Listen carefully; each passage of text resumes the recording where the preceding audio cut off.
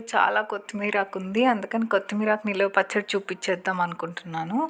కాడల వరకు కట్ చేసుకొని కింద వేర్లు ఉంటాయి కదా, అవి కట్ చేసుకొని కాడలతో సహా ఉంచుకోండి. దీన్ని బాగా శుభ్రంగా 4-5 సార్లు కడుక్కోవాలన్నమాట. నాకు ఆ గిన్నె నిండా వచ్చింది 3 కట్టలు కొత్తిమీరాకు. బాగా వాటర్లో 4-5 సార్లు కడిగేసాను పెద్ద డిష్ తీసుకొని.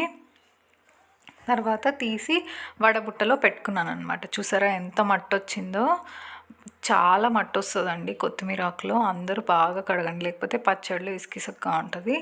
తర్వాత చిన్నగా కట్ చేసుకొని మళ్ళీ ఇంకోసారి వాటర్లో పెట్టుకోండి.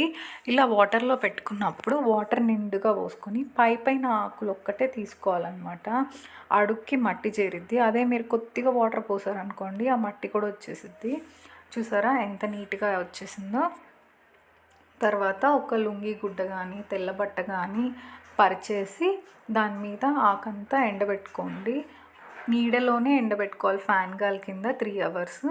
తర్వాత పెద్ద నిమ్మకాయ సైజ్ అంత చింతపండు వేడి నీళ్ళు పెట్టి ఉడికించుకోవాలన్నమాట. నానబెట్టుకోవాలి.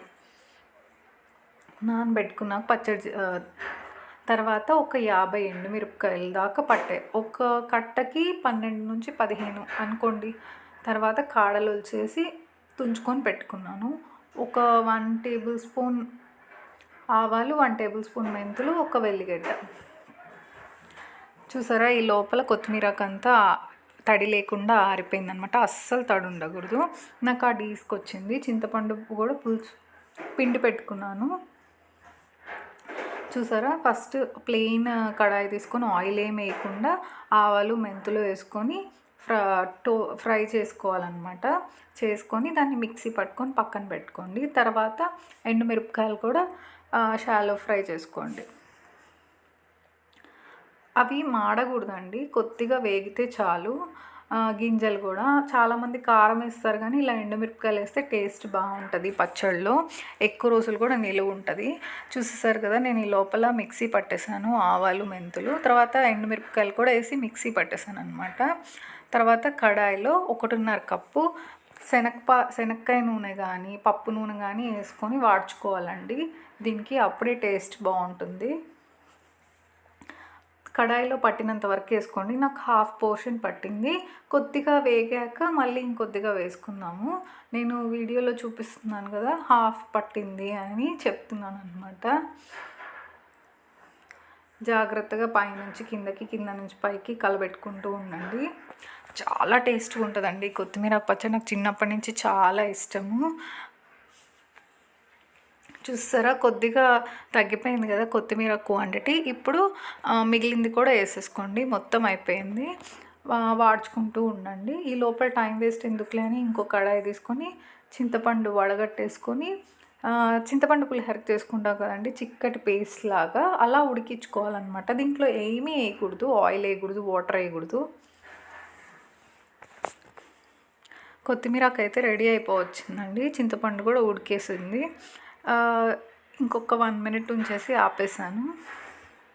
కొత్తిమీర కూడా ఆపేసాను. ఈ రెండు చల్లారనివ్వాలన్నమాట.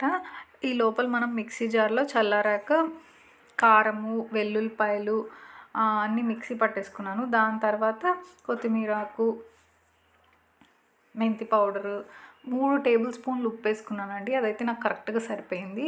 ఈ చింతపండు గుజ్జు కొద్దిగా ఆపి వేసుకున్నాను, కానీ మొత్తం పట్టేసింది నాకు. అదే చూపిస్తున్నాను. మొత్తం మిక్స్ టేస్ట్ అయితే అద్దిరిపోయిందండి. మా అమ్మమ్మ రెసిపీ మీకు కూడా నచ్చుతుంది అనుకుంటున్నాను. ఇప్పుడు కడాయిలో 1 కప్పు నిండా నూనె తీసుకోండి. తాలింపు పెట్టుకుందాము. ఎండుమిరపకాయలు 5 తుంచుకొని వేసుకోండి. ఆవాలు 1 స్పూను, జీలకర్ర, తాలింపు దినుసులు అన్నీ వేసేసుకోండి. తర్వాత కరివేపాకు కూడా వేసుకోండి. చాలా టేస్టీగా ఉంటుంది తాలింపులో కరివేపాకు వేసుకుంటే. ఇంగువ అలవాటు ఉన్న వాళ్ళైతే వేసుకోండి, ఇంగువ వేసుకుంటే బాగుంటుంది. పసుపు కూడా వేసుకోండి. దేంట్లో అయినా పసుపు వేసుకోవాలి కదా. తాలింపు వేగాక పచ్చడి కూడా వేసేసుకోండి.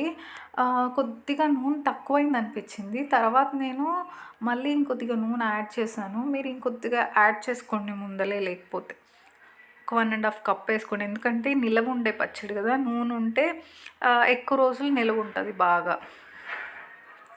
ఒక గ్లాస్ జారు బాగా కడిగి ఆరబెట్టుకోండి, తడి ఏమి ఉండకూడదు, దానిలో వేసుకోండి.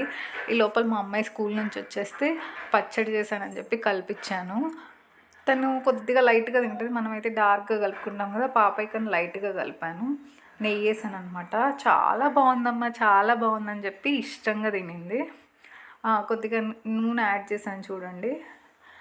నచ్చితే తప్పకుండా సబ్స్క్రైబ్ చేసుకోండి. కొత్తిమీరాకు పచ్చడి. Thank you. రెసిపీ మీకోసం కూడా ఎంతో నచ్చిందని అనుకుంటున్నాను. టేస్ట్ ఎలా వచ్చిందో కామెంట్ చేయండి తప్పకుండా చేసుకున్నప్పుడు. Thank you.